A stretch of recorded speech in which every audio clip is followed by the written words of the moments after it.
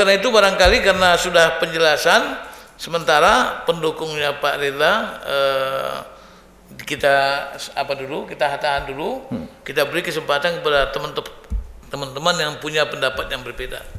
Jadi kalau ada yang berbeda dan ada yang menolak dan mau mengoreksi pendapat atau pandangan dari Pak Ridha tadi, silakan, supaya ini mungkin barangkali kita buka terminal 1, 2, 3 aja, ada 1 orang 2, kemudian ada adik kita dari IMM Lipia, silakan yang mau memberikan pandangan pendapat, silakan.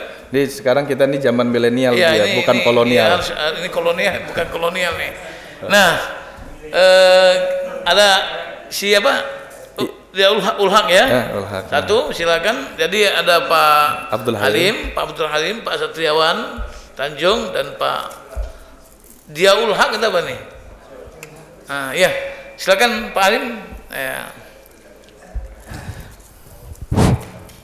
Terima kasih. Assalamualaikum warahmatullahi wabarakatuh. Waalaikumsalam warahmatullahi wabarakatuh. Ya, pertama alasan kami kalau di dalam sholat itu auratnya wajah dan tangan, kemudian wajah itu merupakan munculnya fitnah. Sesungguhnya di dalam sholat itu kalau memang wajah menimbulkan fitnah, harusnya tidak diperkenankan wajah itu muncul, karena akan menimbulkan fitnah, menyebabkan orang tidak khusyuk di dalam sholat. Kalau alasannya fitnah ya. Yang kedua, terus masalah aurat itu kan sudah final. Artinya dalam Al-Quran yang udah jelas bahwa aurat perempuan itu wajah dan tangan. Kemudian kalau itu memang cadar atau nikab itu merupakan aurat, tentu akan disampaikan dalam Al-Quran. Karena aurat sudah final, sehingga cadar itu harusnya final sebagai aurat, dan itu pasti disebutkan dalam Al-Quran. Kalau sifatnya hanya tadi disampaikan bahwa leher, kaki itu pun harus ditutup, sedangkan wajah ini kan merupakan simbol komunikasi. Bagaimana kita akan berkomunikasi kepada seseorang kalau wajah kita tidak kelihatan, sehingga timbul fitnah. Siapa ini sebenarnya? Apakah musuh, apakah teman, apakah sahabat, apakah sohib dan sebagainya. Bisa-bisa apakah ini perempuan atau laki? Seperti kasus yang di Bandung itu, banyak istilahnya benjang-benjang itu ikut sholat pakai jilbab. Nah, yang kemudian apa tadi? Sehingga kalau semuanya itu sebagai aurat, suara pun jadi aurat nanti, perempuan nggak bisa bergerak. Karena wajahnya suara perempuan itu lebih aurat, lebih menarik daripada mungkin sama dengan wajah. Kemudian gayanya, tingkah lakunya dan perilaku dan sebagainya. Ada perempuan yang mungkin menimbulkan aurat dari berjalannya dan sebagainya.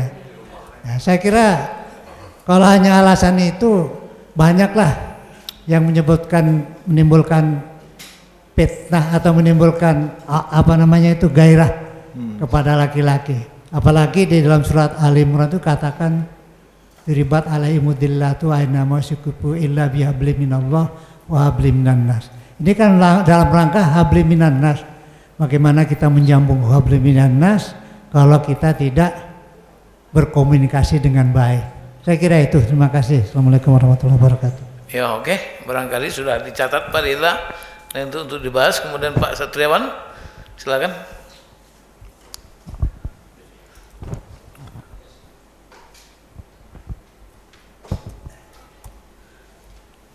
Ngeletar.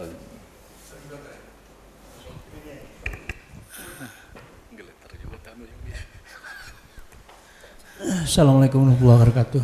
Wassalamualaikum.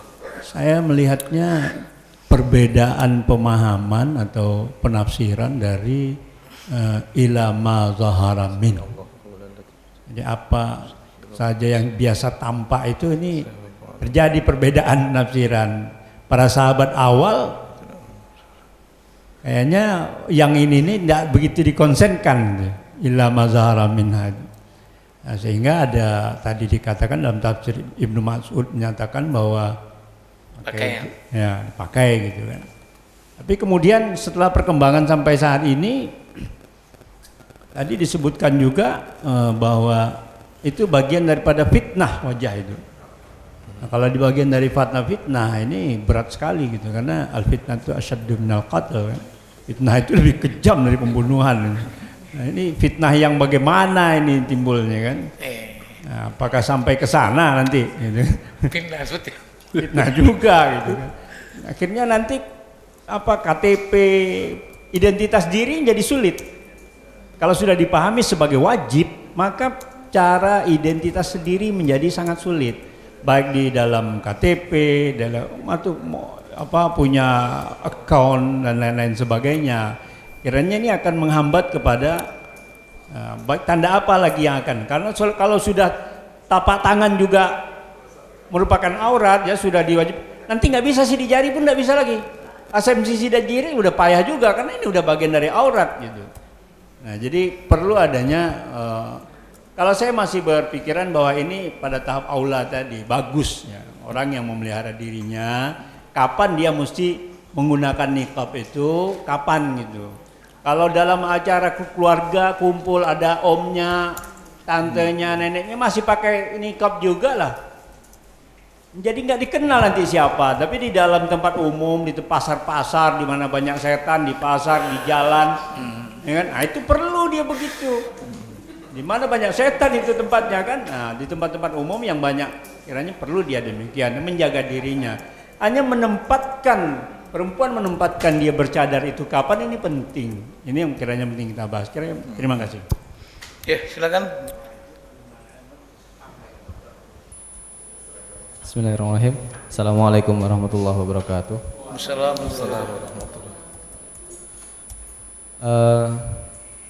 Saya punya pendapat kalau misalkan cadar itu wajib, nggak mungkin ada keputusan ketika sholat, ketika ihram itu nggak wajib dipakai. Ketika melihat itu fitnah, wajah itu fitnah, maka nggak mungkin juga ketika ihram nggak menutup kemungkinan akan ada fitnah ketika wajahnya dibuka. Jadi kok aneh gitu kalau misalkan mewajibkan cadar hanya gara-gara fitnah, padahal ketika tadi yang disampaikan Ustadz bahwasanya dari wajah saja bisa menimbulkan fitnah karena itu makanul jamal, tempatnya keindahan seorang wanita. Ketika ihram kita bertemu banyak banget wanita, bahkan bersinggungan mungkin ketika tawaf. Akan menjadi masalah kalau misalkan itu dibuka, aturan dibuka ketika ihram. Itu yang pertama. Kemudian kita melihat ke apakah benar dulu sahabat-sahabat Rasulullah, sahabiah itu benar-benar menggunakan cadar, maksudnya menutup muka mereka. Dalam satu hadis yang diceritakan Aisyah dan juga diceritakan Jabir kalau tidak salah, itu ada sebuah forum ketika itu Jabir mengatakan bahwasanya ada seorang sahabiah yang berdiri kemudian menanyakan suatu fatwa kepada Rasulullah, dan Jabir menceritakan pipinya memerah kehitam-hitaman. Bagaimana Jabir bisa menceritakan bentuk pipinya, warna pipinya ketika sahabiah ini menutup mata, menutup pipinya, menutup wajahnya.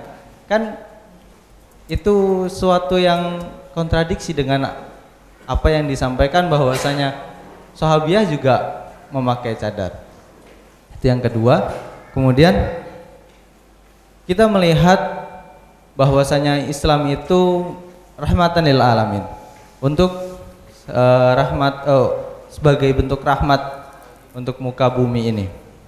Kalau misalkan kita hanya melihat bahwasanya dulu sahabiah, dulu wanita-wanita zaman pertengahan atau zaman ketika awal-awal peradaban Islam itu maju, bagaimana dengan peradaban yang akan datang? Bagaimana peradaban ketika ada di Indonesia? Apakah juga wajib dengan adanya cadar? Kalau yang disampaikan Bapak tadi, kalau di pasar atau di tempat-tempat yang nggak ada ilmunya, itu tidak menjadikan jaminan juga. Sebab saya pun punya kenalan, punya teman-teman yang memakai cadar ketika ada di tempat maksudnya bukan pasar, bukan tempat-tempat yang nggak punya ilmu. Itu kadang menjadi sebuah fitnah juga, padahal mereka pakai cadar. Jadi di mana kunci menjauhkan akhwat, menjauhkan wanita itu dari fitnah? Kalau pakai cadar aja kadang itu juga menimbulkan fitnah. Berarti menurut saya, menurut apa yang tadi saya tangkap, cadar itu tidak wajib. Melihat kembali kepada apa yang ada di dalam Al-Quran, kita lebih diperintahkan untuk menundukkan pandangan kita, bukan hanya menutup jalur-jalur menuju fitnah, tapi juga kita menundukkan pandangan kita. Mungkin itu. Allahu a'lam bishawab. Assalamualaikum warahmatullahi wabarakatuh. Salam, sangat menarik ini pembahasan dari para nafi ya tentang makalah yang disampaikan oleh Pak Reza. Saya pikir biar cepat direspon, saya silakan Pak Reza untuk membahas kembali dan membahas kembali bantahan-bantahan dari menjawab. Walaupun nanti setelah ini saya minta dukungan juga dari kelompok saya. Oh iya. Silakan. Ya, bismillah. Pertama, pertanyaan dari Ustadz Halim. Pertanyaan pertama, wajah adalah fitnah, harusnya dalam sholat juga terlarang, begitu. Kesimpulan yang saya dapat dari pertanyaan Ustadz Halim. Artinya kalau memang wajah itu adalah fitnah, harusnya dia statis gitu hukumnya. Ketika ihram juga harusnya dimaknai fitnah, dan ketika sholat juga dimaknai fitnah. Nah, saya akan menjawab dari dua hal. Yang pertama, jawaban saya yang pertama adalah jawaban tanda kutip melawan, begitu ya. Nah, makanya nanti dalam buku-buku para ulama atau fuqaha Syafi'iyah atau fuqaha Hanabilah, jika diketahui ketika wanita sholat itu dengan terbukanya wajahnya akan menimbulkan fitnah. Fitnah di sini mesti dibatasi. Fitnah di sini adalah fitnah yang ditimbulkan wanita dengan tampaknya wajahnya sehingga kaum pria tertarik, atau kalau bahasa Betawinya ada sirnya begitu. Karena memang cinta itu konon ceritanya dari mata turun ke hati, nggak pernah dari dengkul naik ke atas. Nah, dari sini kalau memang ternyata dengan sholatnya wanita wajahnya terbuka, lalu kemudian laki-laki ajnabi, istilah fikihnya tuh ajnabi, laki-laki asing, laki-laki yang bukan mahramnya melihat lalu kemudian bisa melahirkan fitnah, maka jelas fatwa para fuqaha, jelas fatwa para ulama klasik dari kalangan ahli fikih Syafi'iyah maupun Hanabilah, wanita tersebut harus tutup wajahnya. Karena larangan menimbulkan fitnah untuk orang lain itu lebih kuat. Nah, yang kedua, nah ini jawaban saya yang mungkin sangat-sangat diplomatik, bahwa orang ketika sholat itu kan sebenarnya interaksi dengan Allah, dan wanita biasanya sholatnya di dalam musholanya atau di dalam masjid, di bilik wanita. Sangat-sangat wajar kalau kemudian wanita tidak pakai cadar gitu, atau tidak pakai niqab, karena memang dia sholat di biliknya dia gitu, tidak menimbulkan fitnah untuk orang lain, kecuali orang lainnya itu ngintip-ngintip ke dia. Memang ada juga tuh Bu ya, fenomena ketika wanita itu anak-anak gadis sholat di biliknya dia, kemudian anak-anak lajang ngelihat dari atas begitu kan. Memang anak lajangnya pengen cari fitnah, tapi di situ nggak ada bu fitnah gitu kan. Nah, jadi begitu jawaban kami, bahwa kalau seandainya memang bisa menimbulkan fitnah dalam arti ini keterkait lahirnya gairah seksual atau lahirnya keinginan lelaki untuk menikmati wajah wanita, terlarang. Kami komit dengan fatwa-fatwa ulama klasik. Yang kedua, jawaban kami sangat diplomatis bahwa larangan atau perintah untuk mereka membuka cadarnya ketika mereka satu sholat, kedua ihram, karena ketika itu mereka sedang berinteraksi ibadah kepada Allah Subhanahu wa taala, dan yang kedua ini al-umur al-tauqifiyah. Ini adalah masalah-masalah tauqifi atau masalah-masalah syariat yang memang Rasulullah memerintahkan demikian. Kalau ihram buka cadarnya, kalau sholat buka cadarnya. Itu jawaban kami. Nanti silahkan disanggah Ustaz Halim. Ya. Kedua, aurat wanita sudah final dalam Al-Quran. Yang benar adalah batasan aurat wajah dan tangan itu tidak di dalam Al-Quran tapi dalam hadis. Tapi silahkan cek dalam fatwa tarjih. Kebetulan saya sini sering ngajar fatwa tarjih, jadi saya tahu nih. Ulama tarjih ketika memakai atau membawakan dalil atau hadis tersebut gamang. Sampai mereka mengatakan hadis ini dikategorikan mursal oleh Imam Abu Daud sendiri setelah akhir menuliskan riwayatnya, dikarenakan terdapat rawi bernama Khalid bin Duraik yang dinilai oleh para ulama kritikus hadis tidak pernah bertemu dengan Aisyah dan Sa'id bin Bashir yang dinilai dhaif. Jadi hadis yang mengatakan bahwa innal jariyata idza hadat lam tasluh an yura minha ila wajhiha au yadaiha illal mifsil. Hadis ini juga sekali lagi saya katakan ulama-ulama tarjih pun gamang, dan mereka menilai bahwa hadis ini mursal begitu. Bahwa jariyah, anak gadis itu kalau sudah haid tidak boleh terlihat darinya kecuali wajah dan tangan. Sekali lagi hadisnya pun secara sanad bermasalah begitu. Karena begitu ya sudah gugur pendapatnya Ustaz Halim. Kemudian wajah simbol komunikasi, sehingga kalau seandainya wanita diwajibkan atau disunnahkan pakai cadar, maka ini justru akan melahirkan kegamangan tersendiri, susah berkomunikasi begitu. Apalagi ada kasus cross hijaber gitu ya. Yang pertama, wajah simbol komunikasi ketika ditutup tidak menghalangi perempuan tak bisa ngomong. Karena pada dasarnya sekalipun wajah ditutupi, suara bisa keluar. Bahkan kalau kita lihat, ini pengalaman empiris, ketika saya ngelihat sebuah pesantren, di situ ada ustazah yang ngajar, dan ustazah pakai cadar, muridnya kenal.